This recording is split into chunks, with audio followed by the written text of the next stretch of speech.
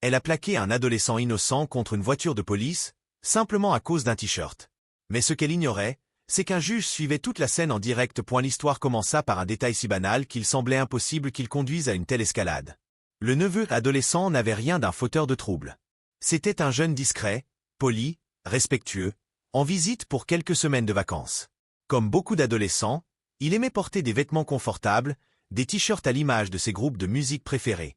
Ce jour-là, son choix vestimentaire devint le point de départ d'un scandale qui allait secouer tout le quartier.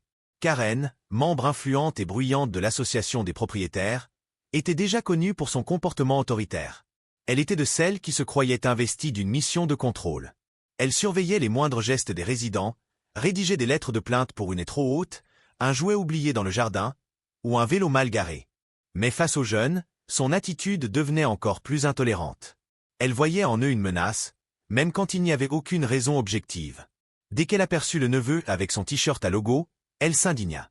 Elle décida que ce vêtement violait les « standards de la communauté », une expression qu'elle aimait utiliser pour donner du poids à ses jugements.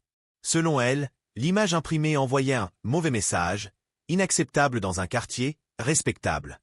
Pourtant, aucun règlement officiel n'interdisait un tel vêtement, et les voisins, eux, ne semblaient nullement dérangés.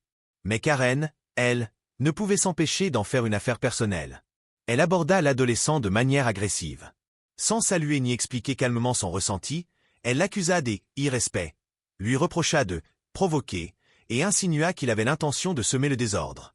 Le jeune, surpris, tenta de répondre avec politesse. Il expliqua qu'il ne faisait de mal à personne, que ce n'était qu'un simple t-shirt. Il alla même jusqu'à s'excuser, pensant apaiser la situation. Mais Karen n'avait pas l'intention d'apaiser quoi que ce soit. Son objectif était clair, humilier. Sans réfléchir aux conséquences, elle appela la police. Sa version des faits fut grossièrement exagérée. Elle prétendit que le jeune refusait de coopérer, qu'il troublait la paix et qu'il représentait un danger potentiel. Ces accusations étaient fausses, mais son ton alarmiste fit réagir les autorités. En quelques minutes, une patrouille arriva dans le quartier. Lorsque les policiers descendirent de leur véhicule, le neveu se figea. Jamais il n'avait eu affaire à eux. Il n'avait pas le profil d'un délinquant, et il n'avait rien à cacher. Il resta immobile, respectueux, essayant de comprendre ce qui lui arrivait. Pourtant, Karen ne lui laissa aucune chance.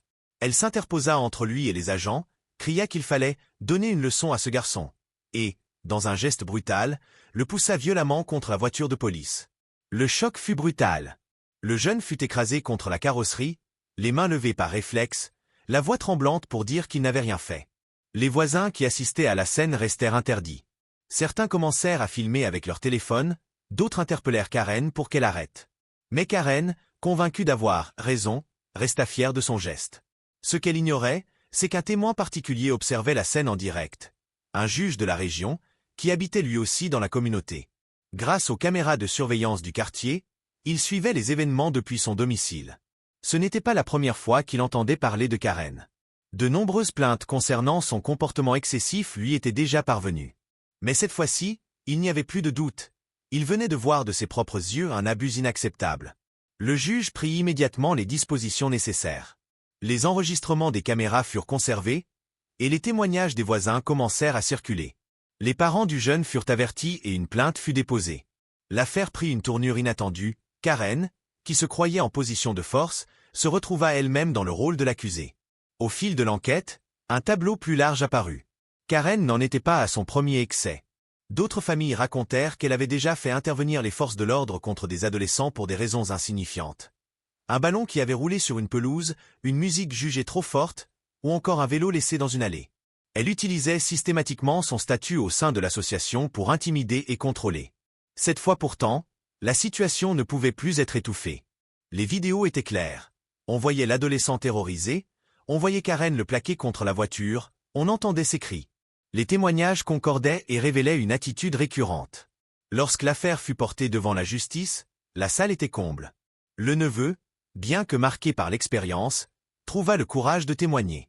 Sa voix tremblante décrivit la peur qu'il avait ressentie, la honte d'avoir été traité comme un criminel pour un simple vêtement, et l'humiliation publique que Karen avait orchestrée. Karen, fidèle à elle-même, tenta de se justifier.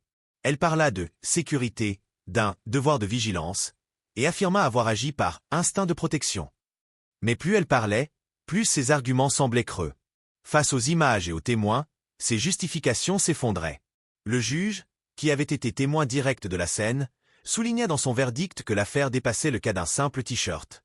Il rappela qu'il s'agissait d'un abus de pouvoir manifeste, d'une atteinte à l'intégrité d'un mineur et d'une manipulation dangereuse des forces de l'ordre. Sa décision fut sans appel. Karen fut reconnue coupable d'agression, de harcèlement et de dénonciation mensongère. Les sanctions furent lourdes: amende, retrait définitif de son rôle au sein de l'association des propriétaires, et condamnation inscrite sur son casier. Pour la première fois, Karen ne put se dérober. Son image d'autorité s'écroula, et elle perdit le pouvoir qu'elle avait tant utilisé contre ses voisins. Quant au neveu, il reçut un soutien massif de la communauté. Des voisins vinrent s'excuser de leur silence passé, d'autres lui adressèrent des messages de solidarité. Ce qui avait commencé comme une humiliation devint une prise de conscience collective. Le silence face à l'abus nourrit l'impunité. Le jeune sortit grandi de cette épreuve. Certes, il avait été forcé de mûrir plus vite, confronté à l'injustice et à la violence d'une adulte qui aurait dû donner l'exemple. Mais il sut transformer cette douleur en force. Il comprit que sa voix, même tremblante, pouvait faire tomber des masques. Karen pensait l'écraser avec son autorité. Elle n'a fait que révéler sa propre brutalité. Et grâce à la justice, le quartier a pris une leçon essentielle. Personne n'est au-dessus des lois, et aucun adolescent ne mérite d'être traité comme un criminel à cause d'un simple t-shirt.